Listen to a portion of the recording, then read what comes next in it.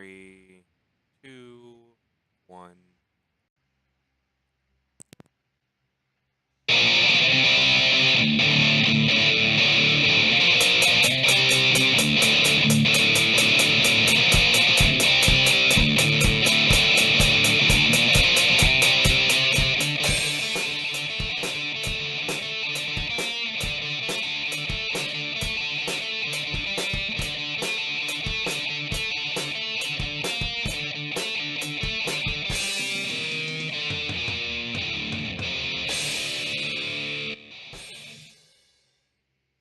All right, welcome to the second game in our review extravaganza tonight. Um, it's called Skate. If you can see the footage, as it were, in the Fragments of Silicon Grand Chamber window. Spelled in the skater-only dialect of using the number 8 in place Yeah, of... that's been a thing for as long as I've been aware of skater culture. Like, Yeah. there was this show on Nickelodeon called Skate TV that was spelled the exact same way. There's the Avril Lavigne song. Mm-hmm. I mean, that's fairly recent, but... Yeah. And all of that would be better than this game. Mm-hmm. Yeah, Even the I'm not Avril gonna Lavigne sugarcoat- song. Yeah, I'm not going to sugarcoat things. We got the trailer playing here because, well, first of all, this is about as stripped down as you can get, and still calling it a game. I think Yeah. it has like 100 stages, but there are no options. Yeah. There are very few. You have a move left, move right, tilt left, tilt right, jump. That's about it. Like, yeah, this is, yeah, this would have been lean in the era of the golden age. Fucking space invaders and asteroids. Mm. That's how simplistic we're going here, and it's got the menu to match. Unfortunately, like, there's no anything. There's no adjustment options, so Petty Fan can't capture footage from it. Not that he'd want to. Like, he kind of got a crash course, so to speak, in what this game entails during the break. Well, I will say the trailer footage makes like doing flips and stuff look possible. Yeah, They're not. Yeah, clearly well, I mean, they are possible. Like, it's just okay. So here's the grand secret of this game. It's got some interesting physics. Like, it's billing itself as this hardcore 2D skating platformer, but that's not really the case. Like, yeah, the physics. The thing about hardcore things is when the physics are really reliable, and they don't seem to be that for this. Like it can be hard and have physics that you have to work with, but they need to be reliable. And in this, yeah. For example, like, the skateboard doesn't really matter because this isn't really taking into account. It's not fucking Tony Hawk's Pro Skater or anything like that.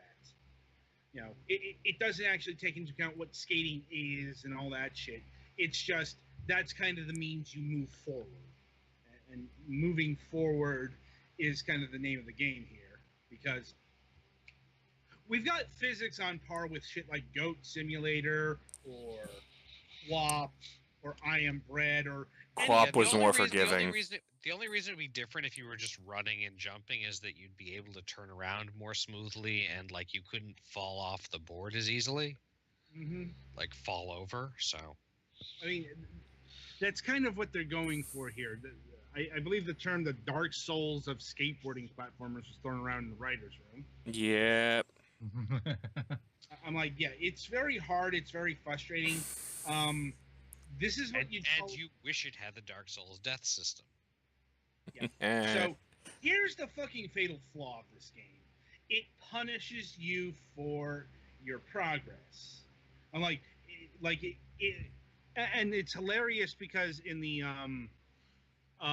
advertising materials on the store page, it says it doesn't, but it does. In most games like this, when you die, you get to try again. In this game, when you die, you get sent back to the previous level unless you've collected a coin And from the footage I've seen of this game, sometimes that doesn't work. I couldn't say. Full disclosure, I could not get past the 3rd level. Same. Yeah, the 3rd level has a really long jump that you have to nail because of the physics. If you keep going after that jump, you will fall off the. I mean, the exit pads look pretty sticky. If you are on them for like half a second or a quarter second, that's enough for it to scoot you to the next level, even if you'd fall over. But you do need to not overshoot. And also, just because it scoots you because you were on the pad for half a second or quarter second doesn't mean you're quite out of the woods, because there's a teeny tiny bit of physics carryover between stages, which means you can like, oh man, I barely completed that stage, going a little bit faster than I should, and at the beginning of the next stage, I immediately fall over because I was still going a little bit. Mm-hmm. Yep.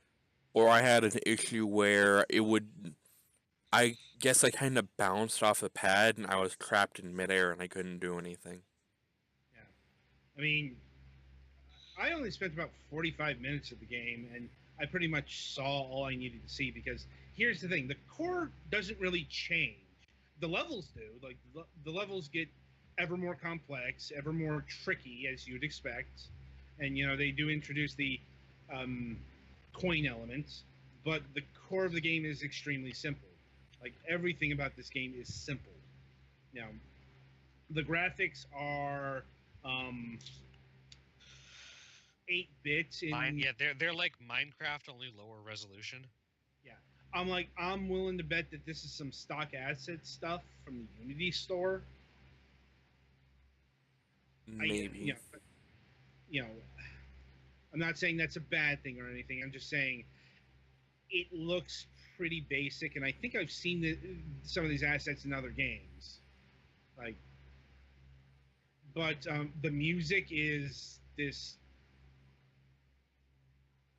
Like I don't even know how to describe it. Cacophony of pain? No, it's very. It's this minimalistic drum beat thing that gets annoying about 15 seconds in. Basically. Like, it's the bare. Once again, this game is, in addition to being a hardcore skating platformer, it's minimalism the game. Like, it's in its art style, it's in its art direction. They kind of it kind of went one toke over the line when you stripped out all the options, though. Mm-hmm. Like, if you want your game to be simple, fine. That's fine. But not having any like resolution options, controller options, just options is just not acceptable in today's day and Well, age. even just a Especially windowed for mode. Yeah, windowed mode would be nice. Yeah. Especially because this is not like a game that needs to be full screen, really. Not really. Like, there's probably a way to make it windowed, but that, like, editing INI files. Maybe, That but barely counts, though. Yeah. It's not intended to be user serviceable to that degree. No. Mm. Like, anyway, I suppose another saving grace for this is the price. If you are interested in this exercise in hitting the wall over and over again, and TLDR, you have a literally. YouTube channel and you're looking for some reaction videos. Yeah, I'm like, it's $3. I'm like, yeah, that's about what I'd go for something like this. The maximum, like, maybe a bit overpriced. Yeah. Given it's on display here, but even if you don't enjoy it, it's still only $3. If that's breaking your bank, you probably got bigger issues. Mm. Like, and yeah, is there anything else you want to say about Skate here? Not really. Like, it's a game. You can technically go play it. Mm-hmm. It's just be prepared to want to throw your expensive equipment across the wall, into a wall. Through a wall, get it right. However you want to do it, it's like something's getting thrown because you're gonna get really frustrated quickly. The 75th time you hit that wall, or you get tipped over, or you go too fast and get sent back and have to do the same challenge that you might not get past again because this game is really persnickety with things. Mm-hmm. All right, so that'll about do it for Skate. So that was the short reviews for the evening. We're going to take our long break, do some behind-the-scenes discussing of future shows, and then we'll be back with our main event reviews, the games you've probably actually heard of, in the Fall Part 2, Unbound, and Dragon Ball FighterZ.